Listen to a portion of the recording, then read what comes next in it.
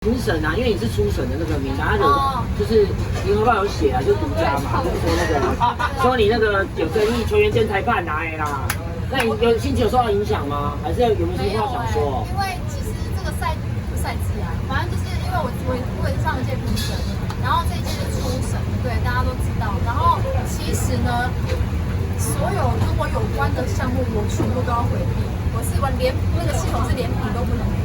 像之前张哈米是上一届，然后我只是跟他丢选一首歌，完全不能评他们的东西。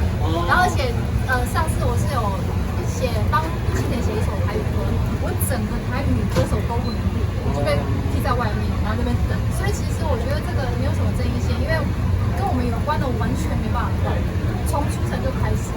对啊，真的吗？谢谢苹果帮大家问，有谢谢，帮我们写一下。希望你们把心里话讲出来。大家好。所以今年可以评张三女士吗？今年不要爱上他。今年不行啊，不行。今年也是不行，都不行。合组是因为合作过吗？对，我今年有评张三女士吗？因为初审啊。初审哦。演唱曲。好像不行因为我对我好像不行，因为我要帮他们合声什么，所以我也不行。所以不是因为有超有的关系，整个都不行，就是只要碰到都不可以，连整个项目都不可以。对啊，他就自己那个系统是直接是没办法按的。对啊。然后大家把握机会哦，还有没有？那惠特，你得奖的时候，爸爸或妈妈哪一个人说话？啊？他们刚才说他们都很感动，然后我连阿嬷都哭了。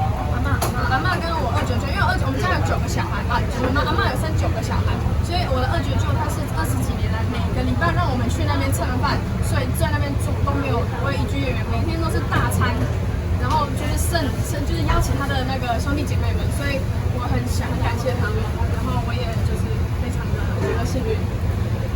所以这样有比较安心，因为你现在不是等于是先放弃那个医护的工作。对，我就是毕业后就没有做。对，那是先做有比较安心一点，可能这个奖。我觉得应该不管有没有得，我都会继续努力下去。对。所以你不会担心可能过去大家会讲些什么金曲魔咒啊这些？不会，我觉得不管结果是什么，我其实都一直抱着开心的心情。那你得这个奖很意外吗？